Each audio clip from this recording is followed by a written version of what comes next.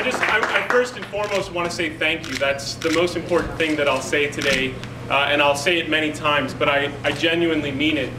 This campaign officially starts today, but we've actually, Abby and Tony and I have been working for several weeks now to get this thing underway. And the outpouring of support, of physical labor, of expertise, of dollars and insights, and just support is unbelievable. And I honestly won't be able to say enough thank you to each person and to all of you for the work that you've done so far. We have a long way to go, but if where we are at this point is any indication, I think we have a great shot at this, and I am deeply, deeply grateful for your support. Abby's a great campaign manager, and so obviously has made sure that I have a list. She runs away, but she did make a list for me. Maybe, I hope she got it right. Was she running away because she got it wrong? No, just kidding.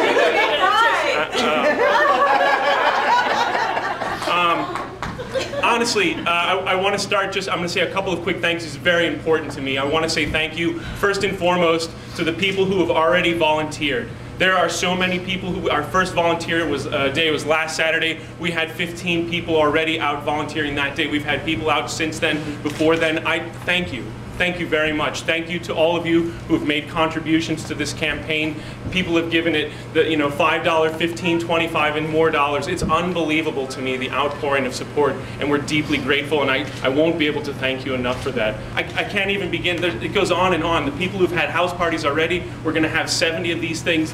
People who have continued to volunteer. I'm deeply grateful, and to all of you for being here today, I am most appreciative. So let me just first start by saying thank you. And then, because you're here today, and with your help, I am so deeply excited to say that as of today, I am officially now a candidate for Pittsburgh City Council.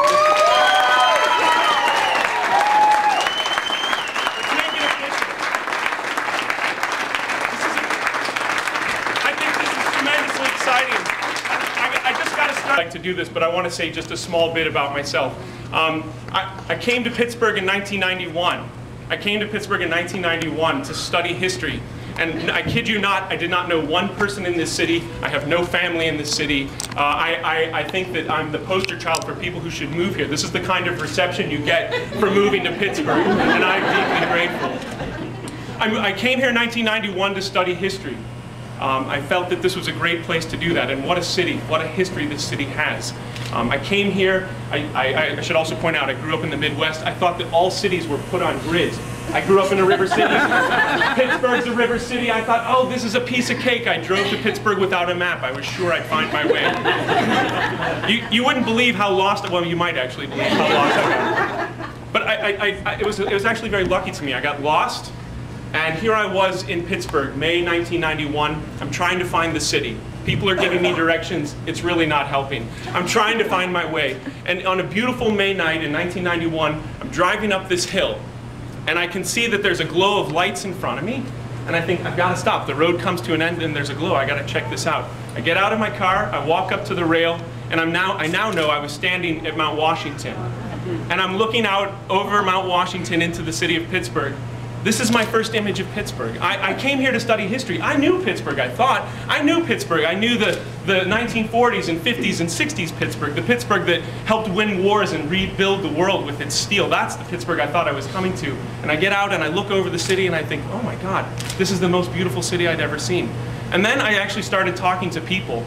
I started asking for more directions, actually. But I started talking to people, I started meeting with people, I started connecting with people, and I've been continuing to do that to this point. And I've come to realize, I knew then and I know now, that the thing that makes Pittsburgh great is not actually the mills, it's not the Ford or any of that sort of stuff, it's actually the people of Pittsburgh. This is, for me, the biggest lesson of history that I've learned since being here.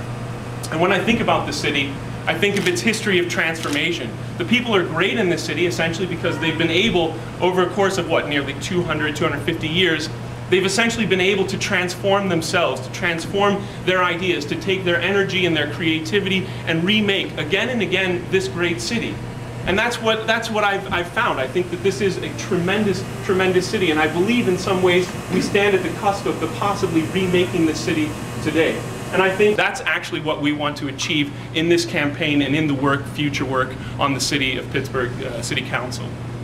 in order to make a Pittsburgh that would make both our grandparents and children generations proud, we've really got to start to rethink the way that we do business at City Council. We in fact need, I would suggest, a City Council that's reflective and in that way representative of the people of District 7 in this case, but also of the city of Pittsburgh. We need a City Council that has a vision, that can start to think about the bigger issues that are facing not only District 7,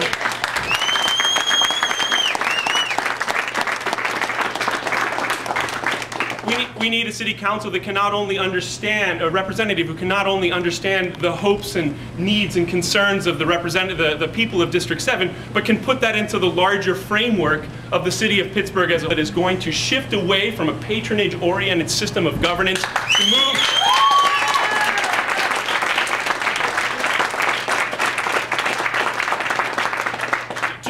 away from a patronage-oriented system of governance to performance-oriented system of government. Patronage serves those who are in elected office. Performance-oriented government serves those who live in the city, and that's what we need to do.